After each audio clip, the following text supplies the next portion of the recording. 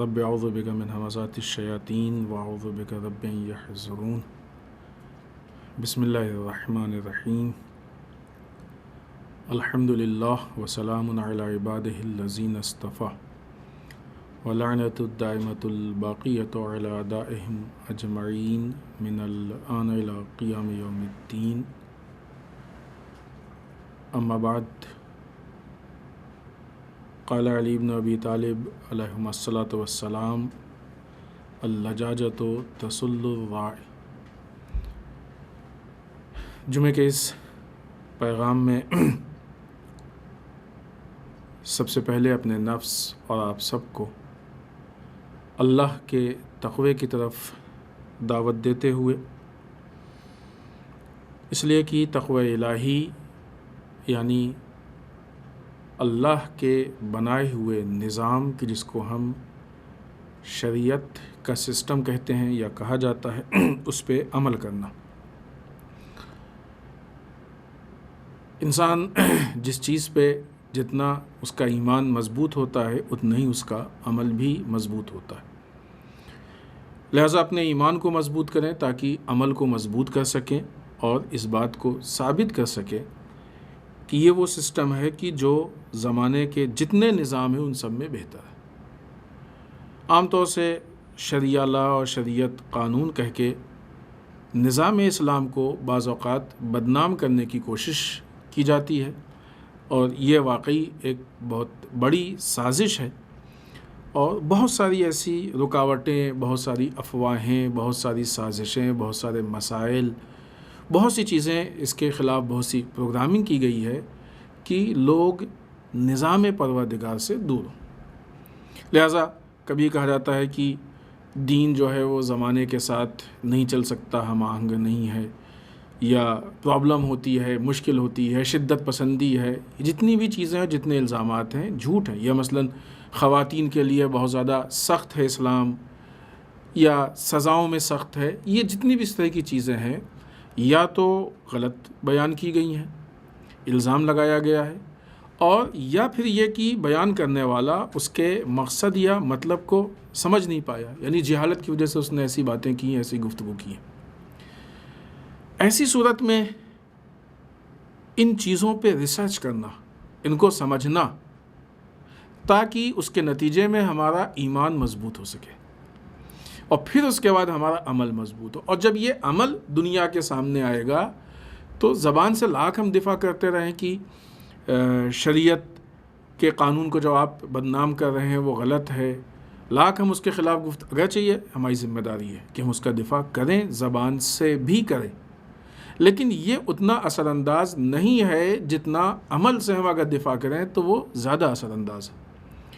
اور وہ تبھی ہوگا کہ جب ہم اپنے آپ کو قانون پروردگار کے حوالے کر دیں، قانون الہی کے حوالے کر دیں، کمپرومائز نہ کریں کہیں پہ قانون پروردگار کو قربان کرنے کی کوشش نہ کریں۔ ہم کو جب ایسا لگے کہ یہاں پہ قانون پروردگار پہ عمل کرنے میں ہم کو ایسا لگتا ہے کہ شاید نقصان نہ ہو جائے، مشکل نہ پیش آ جائے، مسائل نہ پیدا ہو جائیں، اس جگہ پہ ایمان ثابت ہوتا ہے۔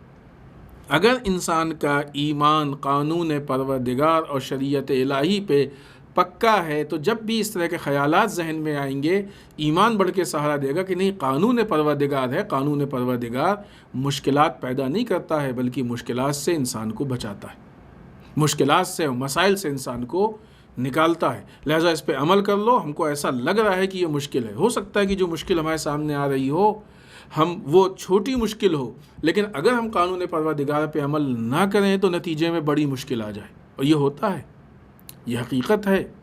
آج بہت سارے لوگ چھوٹی مشکل سے نکل کے اپنے آپ کو بڑی مشکل میں ڈال دیتے ہیں۔ اس کی بہت ساری مثالیں بھی ہیں، بہت ساری چیزیں کہ جو روزمرہ کی زندگی میں نظر آتی ہیں۔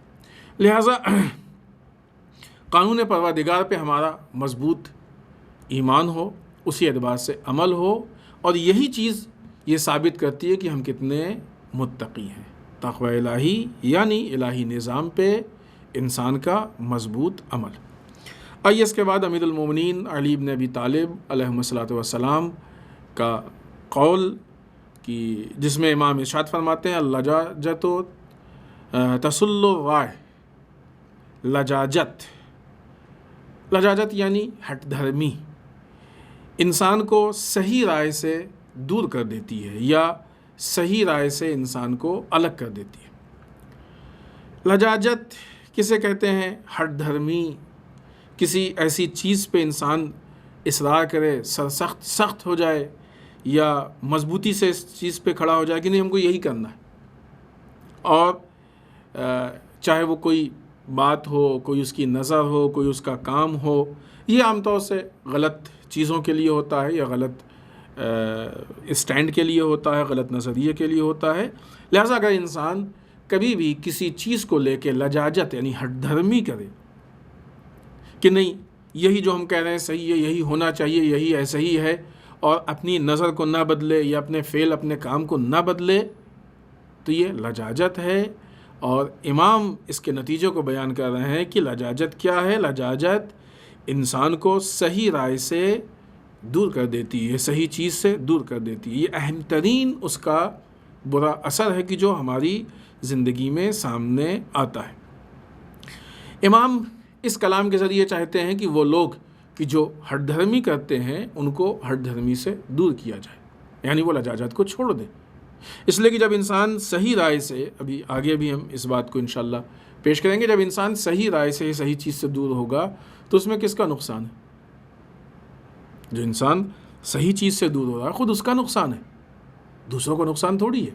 دوسرے اگر اس کو صحیح رائے دے رہے ہیں، صحیح باتیں بتا رہے ہیں یا صحیح کام کی طرف دعوت دے رہے ہیں تو وہ اس کے فائدے کے لیے دعوت دے رہے ہیں، اور اگر وہ اس بات پہ اصرار کر رہا ہے، اس بات پہ ہٹ دھرمی کی ہے کہ نہیں جو ہم نے فیصلہ کر لیا وہی صحیح ہے، جو ہم چاہتے ہیں وہی صحیح ہے، جو ہماری نظر ہے وہی صحیح ہے، تو اس کا مطلب یہ کہ انسان اپنے آپ کو اس صحیح رائے تک پہنچنے نہیں دینا چاہتا ہے، اپنے نقصان کے لیے انسان قدم اٹھا رہا ہے۔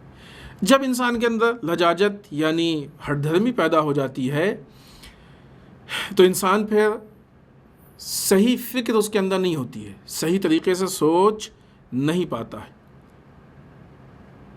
جو سوچنے کا صحیح ایک راستہ ہوتا ہے، ایک سوچنے کا صحیح انداز ہوتا ہے، اس سے انسان بھٹک جاتا ہے، فکریں اس کی غلط ہو جاتی ہیں، منحرف ہو جاتی ہیں، سوچنے کی روش طریقہ منحرف ہو جاتا ہے، جس کے نتیجے میں انسان جو ہے وہ غلطی کرتا ہے، اور ظاہر غلطی کے نتیجے میں کیا ہوگا؟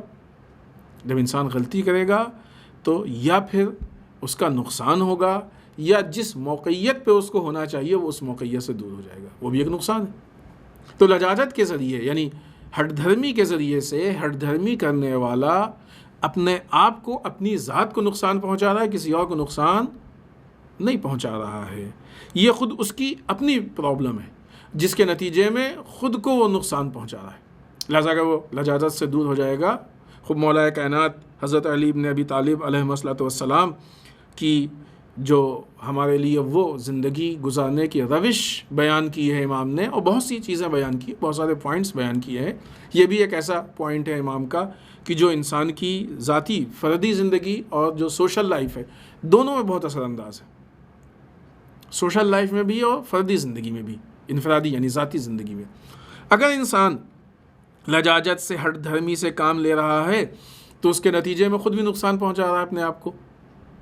بعض اوقات اس فیصلے سے لوگوں کو بھی نقصان ہوتا ہے جہاں تک وہ فیصلہ اثر انداز ہو، اور اگر نقصان نہ بھی ہو تب بھی معاشرے میں یہ انسان ایک مرتبہ لوگ جو ہے اس کو برداشت کر لیتے ہیں کہ بھائی اس نے یہ فیصلہ لیا، 2 مرتبہ برداشت کرتے ہیں، 4 مرتبہ۔ سب سے پہلے تو لوگوں کی نظر یہ رائے بن جاتی ہے کہ بھائی یہ تو ہٹ دھرم قسم کا آدمی، ہٹ دھرمی کرتا ہے ہر بات میں، ایک بار ہو گیا، 2 بار ہو گیا، ہر مسئلے میں تھوڑی کوئی اس کی ہٹ دھرمی کو برداشت کرے گا۔ آہستہ آہستہ لوگ اس سے دور ہونا شروع کر دیتے ہیں، تنہا ہو جاتا ہے، وہ اکیلا ہو جاتا ہے، اطراف میں وہی لوگ ہوتے ہیں کہ جن کو اس سے کوئی مطلب ہوتا ہے، کوئی غرض ہوتی ہے، کوئی فائدہ ہوتا ہے، ورنہ لوگ اس سے دور ہو جاتے ہیں، لوگ اس سے بدظن ہو جاتے ہیں، لوگ اس کے خلاف منفی نظر، نیگیٹو نظر رکھنے لگتے ہیں۔ تو کس کا نقصان ہوا؟ یہ اس کا اپنا بھی نقصان ہے اور قوم کا بھی نقصان ہے۔ غلط طریقے سے فیصلہ لینے سے جو بھی جہاں تک اس کے یہ فیصلے اثر انداز ہوں گے وہاں تک اس کا نقصان ہوگا۔ لہٰذا وہ جب غلطی کرتا ہے تو اس کی غلطی کی بنیاد پہ اس کو نقصان ہوتا ہے، اس لیے کہ جو بھی اس نے فیصلے لیے ہیں فیصلے صحیح نہیں ہوئے ہیں۔ جب انسان کے اندر لجاجت پیدا ہوتی ہے، یعنی جب انسان کے اندر ہٹ دھرمی پیدا ہوتی ہے، تو ظاہر سی بات ہے کہ ہٹ دھرمی سب سے پہلے مشورے کے دروازے کو بند کر دیتی ہے۔ انسان کسی کے مشورے کو یا سن نہیں پاتا ہے یا سن کے ایکسیپٹ نہیں کر پاتا ہے، برداشت نہیں کر پاتا ہے، قبول نہیں کر پاتا ہے، جبکہ مشورت کے لیے نہ جانے کتنی روایتیں اور بہت زیادہ تاکید کی گئی ہے مشورت کے لیے کہ انسان جب کسی کام کو کرے تو جو بھی اس سے متعلق افراد ہیں، ماہرین ہیں، ان سے جا کے مشورہ کرے ان سے، اور مشورہ کر کے ایک صحیح نظر کو قائم کر کے وہاں تک پہنچے۔ لجاجت کے ذریعے، ہٹ دھرمی کے ذریعے سب سے پہلے مشورے کا دروازہ بند ہو جاتا ہے، لہذا بہت کم وہ مشورہ سنتا ہے بعض اوقات کبھی کبھی سن بھی لیتا ہے کہ جو اس کے مطلب کا ہو، اسے لگ جائے کہ یہ صحیح ہے، لیکن عموماً ایسا ہوتا ہے کہ وہ مشورے کو نہیں سنتا ہے یا مشورے کو ایکسیپٹ نہیں کرتا ہے۔ یہ ایک بہت بڑا دروازہ ہے کہ جو انسان، مشورہ بہت مفید چیز ہے لوگوں کے لیے، مشورہ کا مطلب ہی یہی ہوتا ہے۔ مثلا ایک چیز، کوئی ایک انسان تنہا سوچ رہا ہے، اگر دو لوگ مل کے سوچیں گے تو دو ذہن کام کریں گے، یعنی کوالٹی اس میں ڈبل ہو جائے گی۔ چار لوگ کام مل کے سوچیں گے تو کوالٹی 4 گنا ہو جائے گی۔ اسی لیے ٹیم ورک کی کوالٹی بنسبت فرد واحد کے ایک آدمی کے بہتر ہوتی ہے۔ لیکن اگر انسان کے اندر ہٹ دھرمی ہو جائے، مشورے کا دروازہ بند ہو جائے، اگر انسان کے اندر ایسے حالات پیدا ہو جائیں کہ وہ کسی کی نہ سنے، تو یہ سارے دروازے بند ہو جاتے ہیں، جس کے نتیجے میں کوالٹی پہ اثر پڑتا ہے، جس کے نتیجے میں جو بھی اس کے فیصلے ہوتے ہیں وہ صحیح نہیں ہو پاتے ہیں، غلط ہوتے ہیں، نقصانات ہوتے ہیں، بدنامی ہوتی ہے، بہت ساری چیزیں ہیں کہ جو اس کو فیس کرنی پڑتی ہے۔ لہٰذا جب وہ اپنی ہی فکر پہ بہت مضبوطی سے کھڑا ہو جاتا ہے، ضد کر لیتا ہے، دوسروں کی باتوں کو نہیں سنتا ہے، تو پھر ان سارے نقصانات، ان ساری پرابلمس، مشکلات تک یقیناً وہ پہنچے گا، اس میں کوئی شک و شبہ کی گنجائش نہیں ہے۔ در واقع یہ ہٹ دھرمی اور لجاجت انسان کے اندر ایک اخلاقی بیماری ہے، اور بیماری کا مطلب یہ ہے کہ اس کا علاج ہونا چاہیے، بیماری کا مطلب یہ ہے کہ اس کے لیے کوئی راہ حل ڈھونڈنا چاہیے۔ انسان کی یہ ذمہ داری ہے کہ وہ اپنی اخلاقی بیماریوں کو پہچاننے کی کوشش کرے، اور پہچاننے کے بعد اس کے علاج کی کوشش کرے۔ اس کے اخلاقی بیماریوں کا علاج مذہب میں ہے، دین میں ہے۔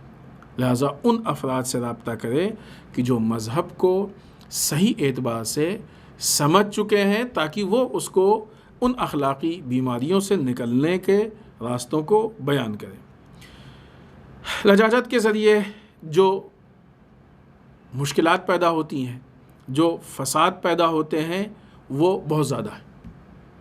اس کا جو آؤٹ پٹ ہے لجاجت، ہٹ دھرمی کا جو آؤٹ پٹ ہے، جو اس کا نتیجہ سامنے آتا ہے، وہ بہت زیادہ ہے۔ بعض چیزوں کو ہم یہاں پہ آپ کی خدمت میں پیش کر رہے ہیں، البتہ بعض روایات کی شکل میں ہے، اور اس کے علاوہ بھی انسان جب ہٹ دھرمی اور لجاجت کو محسوس کر لے گا، اس کے مفہوم کو سمجھ لے گا، تو خود اس کے ذہن میں بھی باتیں سامنے آئیں گی کہ اس سے کون کون سے نقصانات ہو سکتے ہیں۔ حدیث میں امام علی علیہ السلام فرماتے ہیں، ایاک و مذموم اللجاج فإنہ یثیر الحروب۔ یہ مذموم یعنی جس کی مذمت کی جا چکی ہو، وہ کی جو اچھی نگاہ سے نہیں دیکھی جاتی ہو، ایک بدترین صفت، مذموم خصلت کی جس کی مذمت کی گئی ہے، جو کون سی ہے؟ وہ لجاجت۔ اس سے امام کہتے ہیں ایاک و مذموم اللجاج، اس مذموم لجاجت سے پرہیز کرو۔ کیوں؟ فَإِنَّهُ يُثِيرُ الْحُرُوبَ، اس لیے کہ جنگ کے شعلوں کو یہ بھڑکاتی ہے۔ لجاجت کے ذریعے سے، یعنی انسان کی ہٹ دھرمی سے جنگ کے شعلے بھڑکتے ہیں۔ یہ امام علی علیہ السلام کا قول ہے۔ لہٰذا آپ دیکھیں تو اس کے نتیجے میں بعض اوقات انسان کے گھروں میں اختلاف ہو جاتا ہے. اگر انسان ہٹ دھرمی پہ آ جائے تو بعض اوقات گھروں میں اختلاف ہو جاتا ہے. ابھی ہم نہیں چاہتے کہ وہ رشتوں کا نام لیں کہ مناسب نہیں ہے کہ بہت نزدیک ترین رشتے حتیٰ خونی رشتے ہٹ دھرمی کی وجہ سے آپس میں لڑنے لگتے ہیں. یہاں پہ اگر دوسرے کا مشورہ ہم قبول کر لیں گے تو مشورہ یہ ایک البتہ اگر الگ موضوع ہے کہ مشورہ، لیکن اس حد تک بات اس سے متعلق ہے کہ کسی کا مشورہ قبول کر لینا یہ انسان کی توہین نہیں ہے، نہ انسان کے چھوٹے ہونے کی دلیل. یہ غلط فہمی ہے انسان کی کہ ہم کسی کے مشورے کو قبول کر لیں گے تو ہم سے بڑا ہو گیا. نہیں، یہ غلط فہمی ہے. کسی کا بھی مشورہ قبول کر لینا یا کسی سے مشورہ لے لینا، مشورے کو مان لینا، یہ انسان کی یا کسی کی رائے کو، کسی کی نظر کو قبول کر لینا یہ انسان کے چھوٹے ہونے کی دلیل نہیں ہے. اس سے اس کی کوئی مذمت نہیں ہوتی ہے. لیکن ہاں، لجاجت جو ہے اس کے لیے روایت میں ہے کہ مذموم ہے، مذمت. حتیٰ بعض اوقات انسان یہ دیکھتا ہے اور یہ ہونا بھی چاہیے کہ اگر وہ اپنے بات پہ ڈٹا رہے گا تو اس کے جو نتائج ہیں وہ زیادہ بدتر ہیں.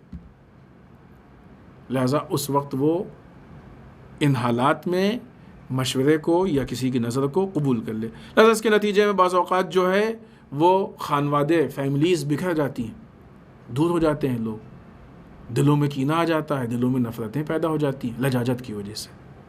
بعض اوقات جو ہے وہ بہت ہی پرانی دوستی اسی ہٹ دھرمی کی وجہ سے انسان کی ٹوٹ جاتی ہے. اچھے اچھے تعلقات ٹوٹ جاتے ہیں. اور نہ یہ کہ ٹوٹ جاتی ہے، آپ دیکھیں گے اگر انسان کے اندر یہ صفت پائی جاتی ہے لجاجت کی، ہٹ دھرمی کی، تو اس کی جو دوستی ہوتی جن لوگوں سے تو وہ دوستی کی مدت بہت زیادہ نہیں ہو پاتی ہے. اس لیے کہ جب تک وہ سامنے والا اس کی ہٹ دھرمی کو، یا تو وہ موقع نہیں پیش آئے کہ ہٹ دھرمی ہو، یا اگر پیش آیا تو جب تک اس ہٹ دھرمی کو برداشت کر سکتا ہے تب تک دوستی چلتی ہے، نہیں کر سکتا ہے تو نہیں چلتی ہے. تو کبھی مثلا کچھ مہینوں میں ٹوٹ جاتی ہے، کبھی سال 2 سال میں ٹوٹ جاتی ہے، کبھی تھوڑا کم و بیش.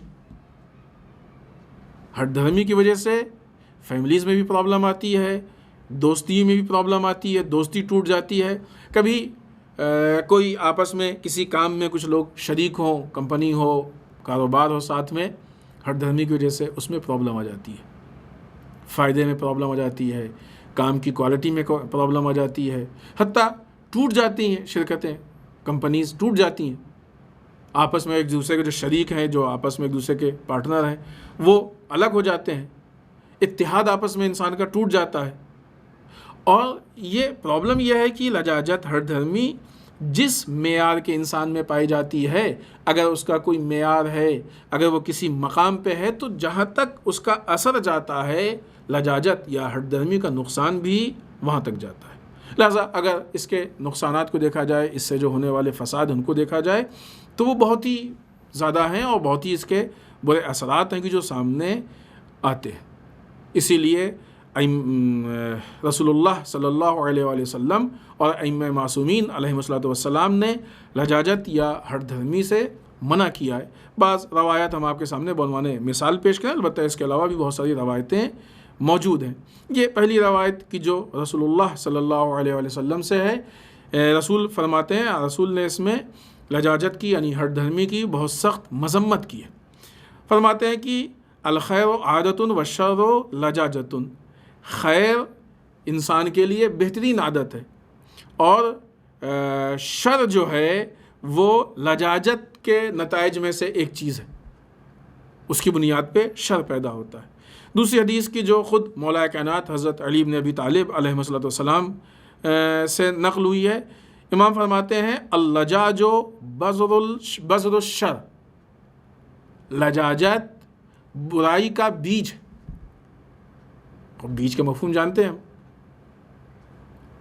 مثال کے طور پہ کسی بھی چیز کا ایک بیج، گیہوں کا ایک بیج، چاول کا ایک بیج یا کسی پھل کا ایک بیج، جب ایک بیج انسان ڈال دیتا ہے زمین میں تو اس کے نتیجے میں پھر ایک پھل نہیں نکلتا ہے. پھر جب تک اس بیج کا اثر باقی رہتا ہے وہ پھل آتے رہتے ہیں، نتائج آتے رہتے ہیں. تو اگر اچھا بیج ڈالا جائے گا تو اچھے پھل آئیں گے، برا بیج ڈالا جائے گا تو برے پھل آئیں گے. لجاجت کس کا بیج ہے؟ شر کا بیج ہے. امام فرما رہے ہیں برائی کا بیج ہے. اگر اس بیج کو کہیں بو دیا جائے یا کسی کے اندر یہ بیج ہو تو نتیجہ بھی کیا ہوگا؟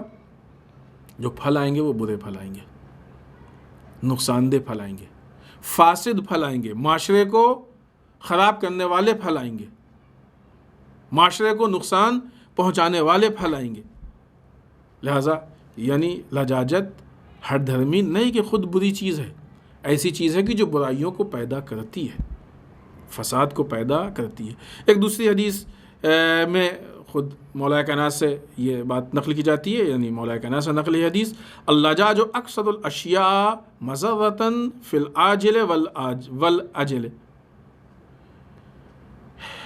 امام فرماتے ہیں کہ لجاجت دنیا اور آخرت دونوں میں نقصان دہ ترین چیز ہے، یعنی ایک ایسی بیماری ہے، ایک ایسی برائی ہے کہ جس کا نقصان دنیا میں بھی ہے اور آخرت میں بھی ہے۔ ایک اور حدیث کی یہ بھی مولا کائنات سے ہے، امام ارشاد فرماتے ہیں لا مرکبہ اجمح من اللجاج، لجاجت سے زیادہ سرکش تر کوئی سواری نہیں ہے۔ سرکش سمجھتے ہیں جو کنٹرول میں نہ ہو، انسان کو پٹک دے، ادھر ادھر لے جائے، کوئی اس کا وہ نہ ہو، یعنی غلط جگہ پہ لے جائے، نقصان پہنچائے۔ تو انسان لجاجت سے سرکش ترین کوئی سواری نہیں ہے۔ یا ایک حدیث، وقت زیادہ نہیں ہے اس لیے ہم بہت جلدی سے حدیث آپ کی خدمت میں پیش کریں تاکہ آگے کے مطالب کو بیان کریں۔ یا ایک حدیث جس میں خود رسول اللہ صلی اللہ علیہ وآلہ وسلم ارشاد فرماتے ہیں کہ ایاک واللجاجۃ، لجاجت سے پرہیز کرو، ہر دھرمی سے پرہیز کرو۔ فإن أولها جہل، اس کی ابتدا جہالت ہے، نادانی ہے، علم کا نہ ہونا ہے۔ وآخرها ندامہ، اور اس کی انتہا، اس کا نتیجہ، اس کا آخر ندامت ہے، شرمندگی۔ لجاجت پہ عمل کرنے والا، ہٹ دھرمی کرنے والا ایسا نہیں ہے، اس کو ایسا لگتا ہے نا کہ ہم نے اپنی بات منوا لی تو ہم جیت گئے۔ یہ غلط فہمی ہے انسان کی، اس کو جیت نہیں کہتے، یہ انسان اپنے آپ کو دھوکہ دے رہا ہے۔ لجاجت کی انتہا خود رسول کی حدیث ہے، لجاجت کی انتہا، اور اگر ہم تھوڑا سا غور و فکر کریں تو معلوم ہوگا، اور دیکھیں معاشرے میں وہ لوگ کی جو ہٹ دھرمی کرتے ہیں، نتیجہ کیا ہوتا ہے؟ آخر میں ان کو شرمندہ ہونا پڑتا ہے۔ اس کی انتہا شروعات جہالت سے، عدم علم کی وجہ سے ہوتی ہے۔ ابھی اس کے جو باتیں ہم پیش کریں گے کہاں سے یہ شروع ہوئی، کن ہوتی ہے یا کن بنیاد پہ پیدا ہوتی ہے، تو اس میں ایک جہالت بھی ہے۔ تو جہالت کی وجہ سے لجاجت ہوتی ہے، ہٹ دھرمی ہوتی ہے۔ شروعات یہ ہے، انتہا کہاں پہ ہے؟ ندامت پہ۔ اس کے نتیجے میں انسان کو شرمندگی ہوتی ہے، انسان نادم ہوتا ہے، پشیمان ہوتا ہے۔ ایک قرآن مجید کی آیت شریفہ ہے کہ جس میں لجاجت کو طغیانی کہا گیا ہے اور اس کی مذمت کی گئی ہے۔ سورہ مومنون آیت نمبر 75۔ ارشاد رب العزت و جل لجوا فی طغیانہم یعمہون، یہ اپنی سرکشی پر اڑے رہیں گے اور گمراہ ہی ہوتے جائیں گے، یعنی یہ ہٹ دھرمی کریں گے اپنی سرکشی پہ، اسی پہ اڑے رہیں گے، اور نتیجے میں کیا ہوگا؟ اگر سرکشی پہ اڑے ہوئے ہیں، غلط چیز پہ اڑے ہوئے ہیں، ہٹ دھرمی کر رہے ہیں، تو ایسا نہیں کہ ہدایت مل جائے گی، کامیاب ہو جائیں گے، نہیں۔ اگر کوئی انسان غلط چیز پہ اڑا ہوا ہے تو دن بدن گمراہ ہوتا۔ یہاں پہ یہ واضح کر دیں کہ اس کا مطلب یہ نہیں ہے کہ انسانی سوچے کہ ہم تو صحیح پہ ہیں، یہ تو ان کے لیے جو غلط پہ ہے۔ خوب ٹھیک ہے، اگر ہم صحیح پہ ہیں تو ایسی صورت میں بھی کسی سے مشورہ لے لینا عیب نہیں ہے، یا ان چیزوں پہ غور و فکر کرنا عیب نہیں ہے۔ مشورہ لینے سے بہت ساری نکات، بہت ساری چیزیں کھل کے سامنے آتی ہیں، واضح ہوتی ہیں۔ ایک مرتبہ امتحان تو لے کے دیکھیں۔ یہ سوچ لینا انسان کا کہ ہم جو سوچ رہے ہیں، جو ہم فیصلہ لے رہے ہیں، جو ہماری نظر ہے، جو ہم کر رہے ہیں، یہ صحیح ہے، یہ غلط، یہ خود پسندی ہے۔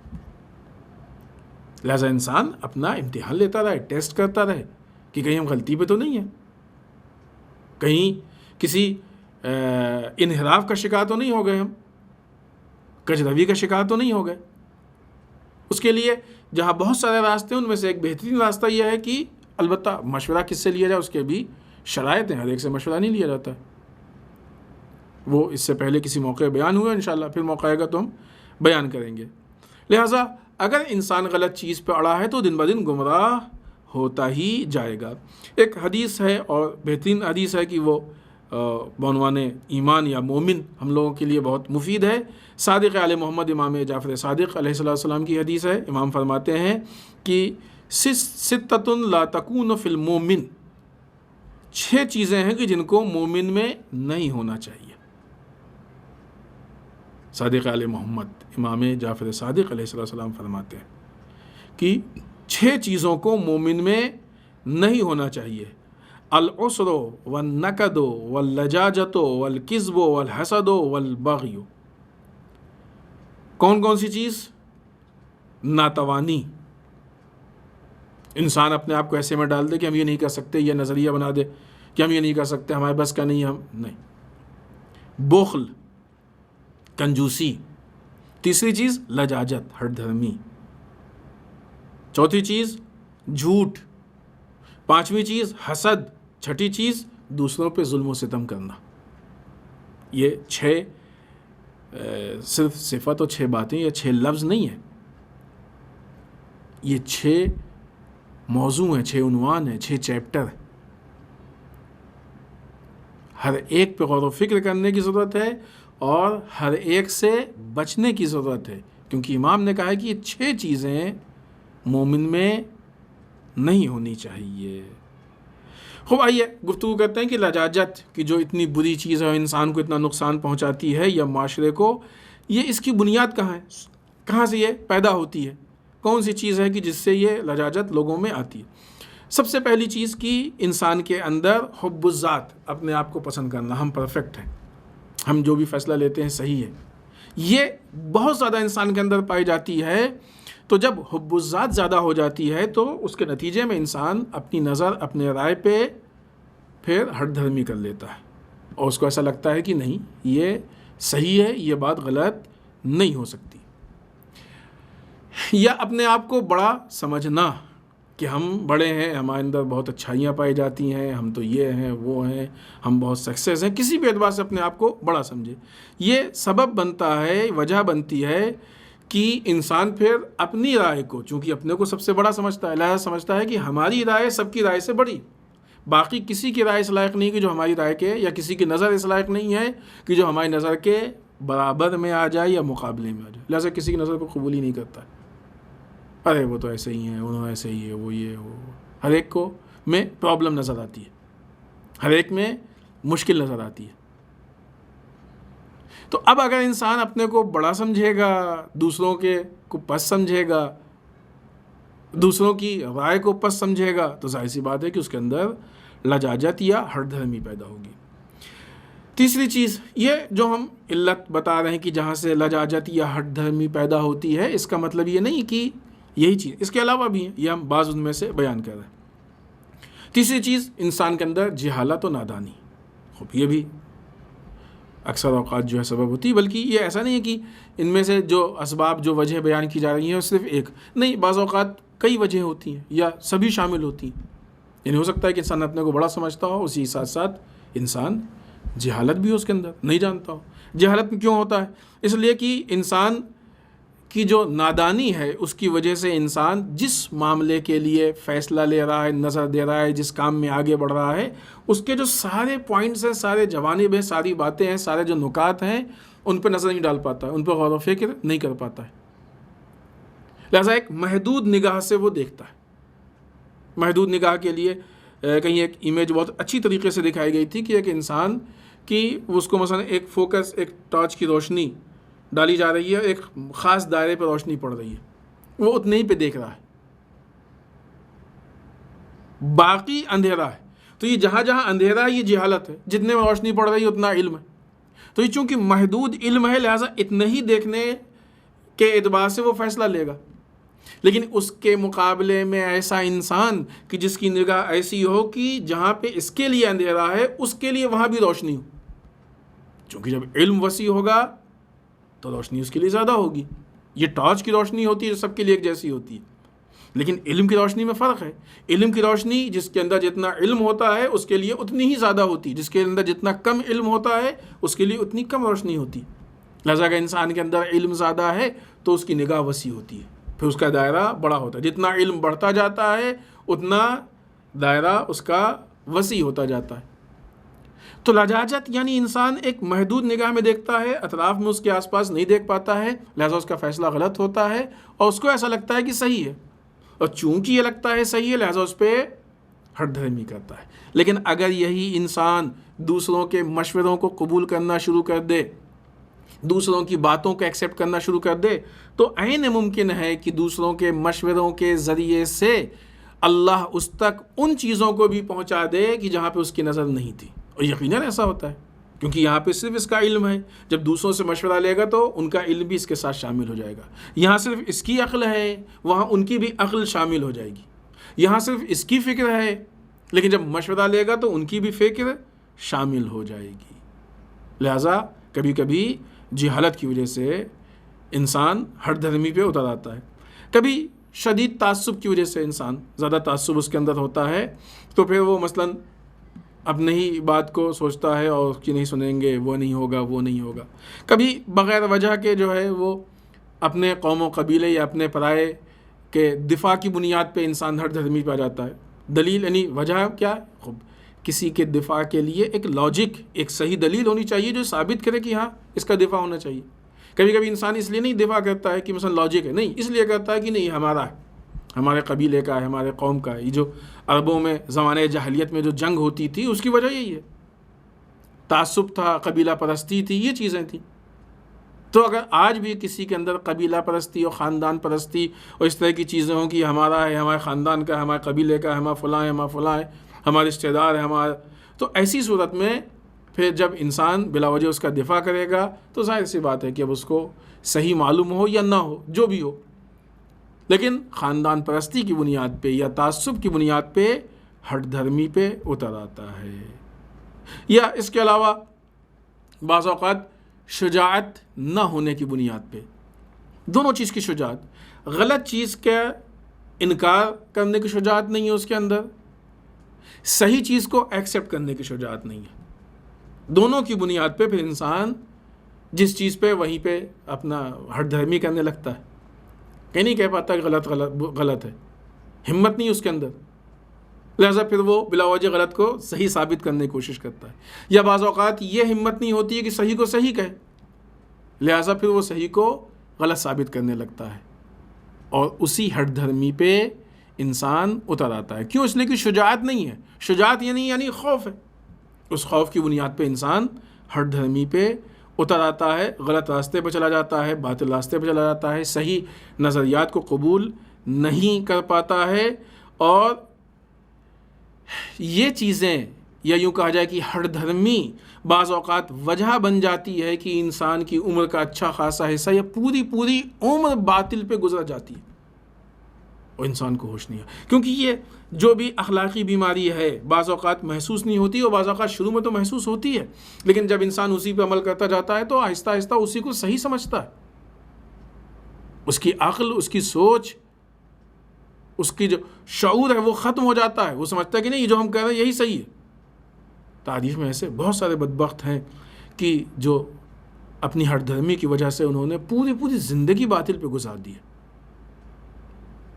اس کے علاوہ اور اس طرح کے بہت سارے علل و اسباب ہیں کہ جن کی وجہ سے انسان کے اندر لجاجت یا ہٹ دھرمی پیدا ہوتی ہے۔ ہٹ دھرمی یا جو لجاجت ذاتی مسائل میں بھی ہوتی ہے، سوشل اجتماعی مسائل میں بھی ہوتی ہے، مذہبی مسائل میں بھی ہوتی ہے۔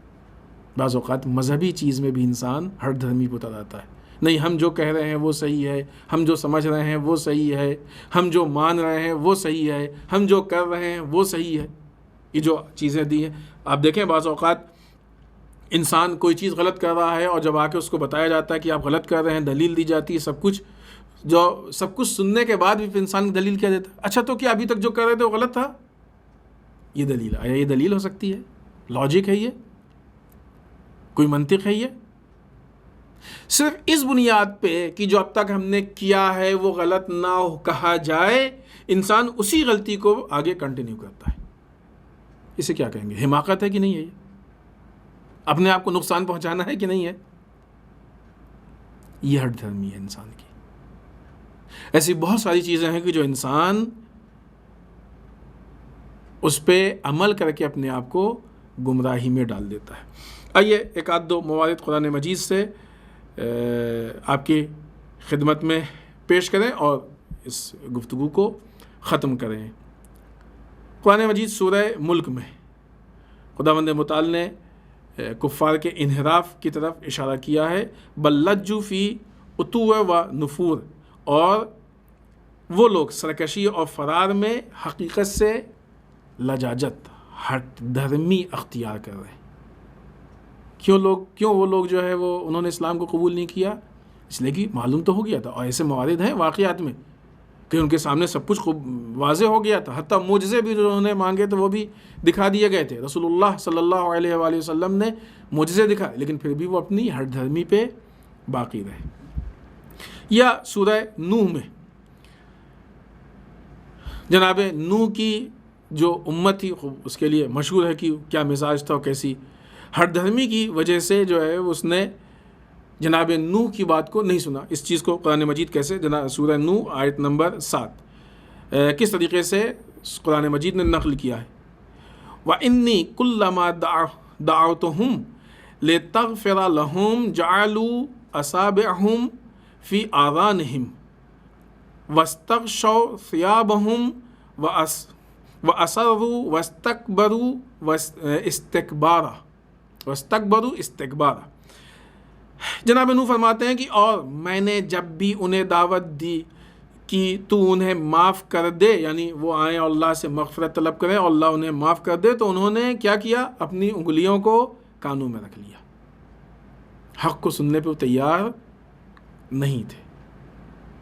کیوں ایسا ہوتا ہے؟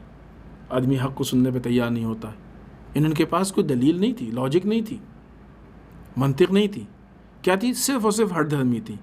انگلیوں کو کانوں میں رکھ لیا اور اپنے کپڑے اوڑھ لیے، یعنی اپنے آپ کو چھپا لیا اور اپنی بات پہ اڑ گئے اور شدت سے اکڑے رہے۔ یہ نتائج ہیں لجاجت کے، کیونکہ جس فیلڈ میں بھی، جس اعتبار سے بھی لجاجت ہوگی، انسان کو اس فیلڈ میں وہ نقصان پہنچائے گی۔ آئیے اس کے بعد جو حالات اور مناسبات ہیں ان پہ تھوڑی سی گفتگو کی جائے۔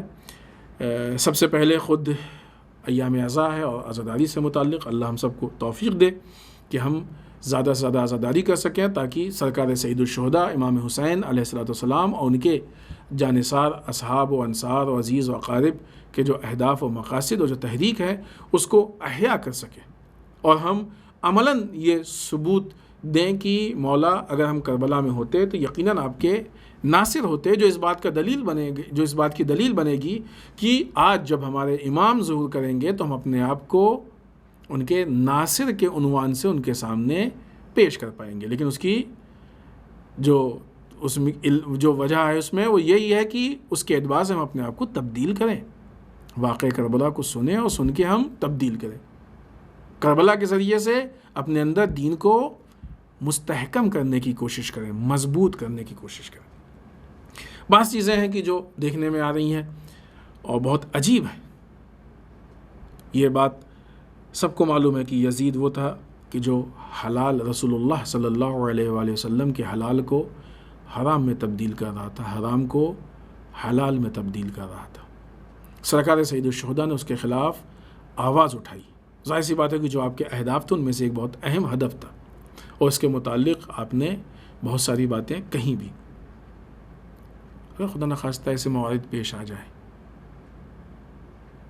کہ آج کبھی حرام کے لیے بات کہی جائے اور یہ چیز ان باتوں کو پہنچانے کے لیے عزاداری ذریعہ بن جائے، تو کتنی افسوس کی چیز ہے۔ اگر ممبر سے یہ کہا جائے کہ مثلا خون پیو، اگر بعض اوقات عزاداری کے نام پہ کہیں پہ اس طرح کے حالات پیش آ جائیں کہ جہاں پہ مثلا کبھی گانا اور ڈانس اس طرح کی چیزیں سامنے آ جائیں، نعوذ باللہ استغفر اللہ۔ عزاداری تو اصلاح کی چیز ہے، کیسے اس کے ذریعے یہ ساری چیزیں ہو سکتی ہیں؟ اور یہ پرابلمس، یہ مشکلات، اس کی ایک بہت بڑی علت یہ ہے کہ ممبر کے معیار کو ہم نے بہت زیادہ نظر میں نہیں رکھا ہے۔ ممبر کو یہ سبب ہے کہ ممبر کو آزاد کر دیا۔ حتیٰ اس طرح کی جب گفتگو ہوتی ہے تو گفتگو کے بعد گفتگو کرنے والے سے، جو اس طرح کی حرکتیں ہوتی ہیں تو حرکت کرنے والے سے انسان سوال کرنا چاہیے ایسا کیسے آپ کہہ سکتے ہیں؟ ایسا عزاداری اصلاح کی چیز ہے، کیا عزاداری کو اس بات کا ذریعہ بنایا جائے گا کہ ایسی چیزیں ہوں؟ بدترین چیزیں ہیں یہ کہ جو معاشرے میں اس طریقے سے پیش آتی ہیں۔ لہذا ہم لوگوں کی ذمہ داری ہے کہ جہاں عزاداری کی حفاظت، یعنی عزاداری کی کوالٹی کی حفاظت، کیفیت کی، عزاداری کی حفاظت یعنی عزاداری کے اہداف کی حفاظت، عزاداری کی حفاظت یعنی عزاداری کے جو نتائج ہیں ان کی حفاظت، عزاداری کی حفاظت یعنی تحریک کربلا کی حفاظت، عزاداری کی حفاظت یعنی سرکار سید الشہداء اور ان کے اصحاب و انصار کے اہداف اور مقاصد کی حفاظت۔ کیونکہ عزاداری کی اگر آؤٹ پٹ کی حفاظت نہیں ہوگی، نتائج کی حفاظت نہیں ہوگی، تو خالی شکل عزاداری بے نتیجہ ہو کے رہ جائے گی۔ یہ چیزیں اس میں شامل ہونی چاہیے۔ اس کے بعد جو اگلی چیز اور مناسبت ہمارے سامنے ہے وہ یہ کہ الحمدللہ پوری دنیا سے سرکار سید الشہداء کے زائرین اربعین کے موقع پہ کربلا معلیٰ نجف اشرف جانا چاہتے ہیں، اور ظاہر سی بات ہے کہ خاص کر کے وہ جو پیدل نجف سے کربلا کا سفر ہے اس میں شرکت کرنا چاہتے ہیں۔ یہ ایک روحانی سفر ہے، یعنی ایسا سفر کہ جو ہمارے اندر جذبہ قربانی کو بڑھاتا ہے، ایسا سفر کہ جو ہمارے اندر دینداری کے حوصلوں کو بڑھاتا ہے، ایسا سفر کہ جو ہمیں کربلا شناسی کی طرف دعوت دیتا ہے، کربلا والوں کی قربانی کے جو اہداف ہیں ان کو پہچانے، ایسا سفر کہ جو ہمارے اندر دین کے جوش و ولولے کو زیادہ بڑھانے، البتہ اس شرط کے ساتھ کہ اس کو سمجھ کے، نہیں کہ صرف جذبات کے ساتھ بڑھانے کی طرف ہے یہ سفر۔ یہ سفر ایسا سفر ہے کہ جتنا انسان اس میں زمین پہ قدم بڑھاتا ہے اس سے زیادہ انسان کے نفس کا سفر ہوتا ہے کہ جو معنویت کی طرف بڑھتا ہے۔ قدم سے چل کے انسان جتنا مولا کائنات و سرکار سید الشہداء کے نزدیک ہوتا جاتا ہے اتنا ہی اس کے نفس کو امام علی علیہ السلام کی تعلیمات و سیرت اور سرکار سید الشہداء علیہ السلام کی تعلیمات و سیرت سے نزدیک ہونا چاہیے، ان کے اہداف سے نزدیک ہونا چاہیے۔ ہر اٹھنے والا قدم صرف جسم کا قدم نہ ہو بلکہ ساتھ ہی ساتھ نفس کا بھی قدم ہو، اس کا روحانی سفر بھی ہونا چاہیے۔ اس کے نتیجے میں انسان کے اندر بصیرت میں اضافہ ہو، غفلت سے دور ہو، دشمن شناسی ہو، دشمن کے حربوں کو پہچاننے کا سلیقہ ہو، دشمن کی سازشوں کو، کیونکہ کربلا میں سرکار سید الشہداء کی مدد کے لیے، نصرت کے لیے وہی آپ آئے تھے جس میں دشمن شناسی تھی جن لوگوں میں، ورنہ جن میں دشمن شناسی نہیں تھی وہ کبھی یزید کو حق پہ سمجھ رہے تھے، کبھی عبید اللہ ابن زیاد کو حق پہ سمجھ رہے تھے، کبھی قاضی شرح جیسوں کو حق پہ سمجھ رہے تھے، نہیں پہنچ پائے تھے۔ آج بھی اگر ہم کو اپنے وقت کے امام کا ناصر بننا ہے تو اہم ہے کہ ہمارے اندر دشمن شناسی جیسی صفت پیدا ہو۔ ہمیں اس بات کا خیال رکھنا چاہیے کہ یہ سفر اس کو مادی نگاہ سے نہ دیکھا جائے، اس سفر کو مادی معیارات پہ مت تولا جائے، مادیات کے اعتبار سے کہ کیسا مثلاً ہم کو جو ہے وہ رہنے کا، الحمدللہ ہر آنے والا تعریف کرتا ہے کہ رہنے اور کھانے کا ہر چیز کا بہترین نظام تھا، لیکن یہ چیزیں ہمارے لیے معیار نہیں ہے۔ ہمارے لیے معیار سرکار سید الشہداء کی درسگاہ ہے۔ وہ سرکار سید الشہداء کی ہزاروں میل دور بیٹھ کے اگر ہم ان کا ذکر کرتے ہیں تو وہ امام حسین کی درسگاہ ہوتی ہے۔ جب ہم خود ان کے حرم کے نزدیک ہوں گے تو کتنی عظیم درسگاہ ہو سکتی ہے ہمارے لیے۔ لہٰذا یہ ایک روحانی سفر ہے۔ روحانی سفر یعنی روح افزا، روح کو آگے بڑھانے والا، روح کو بلندی کی طرف لے کے جانے والا۔ آخر میں ایک آدھ دو پوائنٹ جلدی سے حالات کے اعتبار سے، البتہ یہ خود جو کربلا اور اس سفر کی گفتگو ہے یہ اتنی مختصر نہیں ہے، تفصیلی گفتگو ہے، لیکن یہ ایک آدھ اہم باتیں ہم نے آپ کی خدمت میں عرض کر دی۔ موجودہ حالات کو لے کے ایک آدھ دو باتیں بہت جلدی سے آپ کی خدمت میں عرض کر دیں۔ ایک چیز جو بعض انالائز کی بنیاد پہ، تحلیل کی بنیاد پہ سامنے آ رہی ہے وہ یہ کہ سعودی عرب کے ولی عہد کہہ لیجئے، جو بھی کہہ لیجئے، محمد بن سلمان، بلکہ بن سلمان کہا جائے کہ اس کو ایک تشویش ہے، اور وہ تشویش افغانستان کے حالات کی بنیاد پہ ہے۔ یہاں پہ ایک جملہ بہت اچھا ہے، پہلے ہم وہ آپ کی خدمت میں نقل کریں اور بہت ہی شہادتاً یہ بات صرف پیش کریں گے۔ مصر کے جو سابق پریسیڈنٹ صدر حسنی مبارک، انہوں نے ایک عوامی احتجاج میں بلکہ عوامی احتجاج کے نتیجے میں اپنے زوال سے کچھ دن پہلے ایک جملہ کہا تھا۔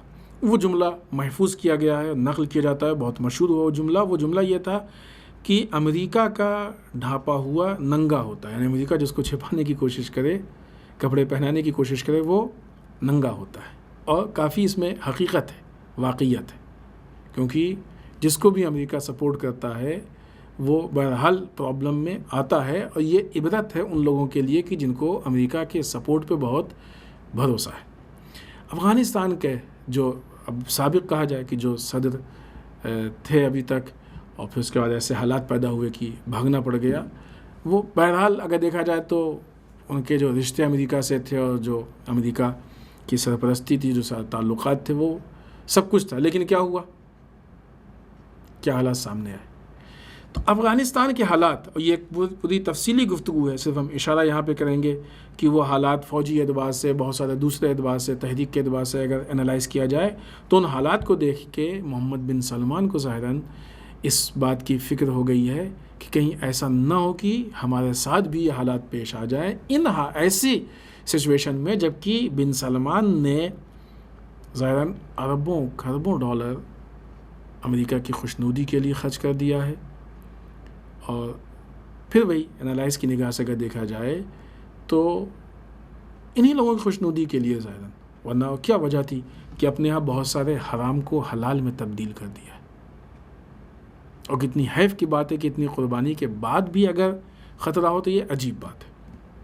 بہرحال یہ ایک انالائز ہے، ایک تحلیل ہے کہ جو ایک پوائنٹ کی شکل میں ہم آپ کی خدمت میں پیش کر رہے ہیں، اس کے اندر تفصیل ہے۔ اسی طریقے سے ایک دوسری چیز، اور یہیں پہ گفتگو ختم کر دیں، کہ اسرائیل کے جیل سے جو 6 فلسطینی قیدی آزاد ہو گئے ہیں، بھاگ گئے ہیں، یوں کہا جائے کہ ایک سرنگ کھود کے، انہوں نے یہ ثابت کر دیا کہ اسرائیل کی رکاوٹیں، اسرائیل کی دیواریں فلسطینیوں کے ارادوں کو، ان کے عزم کو، ان کے ہمت کو کمزور نہیں کر سکتی ہیں۔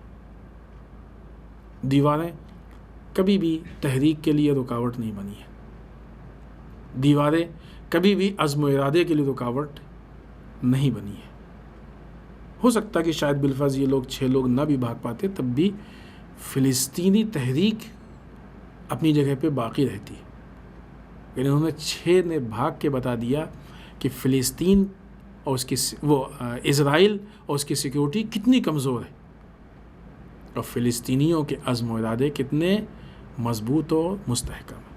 آخر میں بارگاہ پروردگار میں دعا کرتے ہیں پالنے والے ہم سب کو اعمال صالحہ کی توفیق عنایت فرما، بار الہ اعمال قبیحہ سے محفوظ رکھ، پالنے والے ہمارے گناہوں کو بخش دے، بار الہ ہمارے مرحومین کو بخش دے، پالنے والے اسلام و مسلمین کی حفاظت فرما، بار الہ دشمنان اسلام کو نیست و نابود کر دے، پالنے والے ہمارے علماء کا سایہ ہمارے سروں پہ باقی رکھے، بار الہ رہبر و مراجع کو طول عمر عنایت فرما، بار الہ ہمارے امام کے ظہور میں تعجیل فرما، ہمیں ان کے اعوان و انصار میں شریک ہونے کی توفیق عنایت فرما، ربنا تقبل منا انک انت السمیع العلیم۔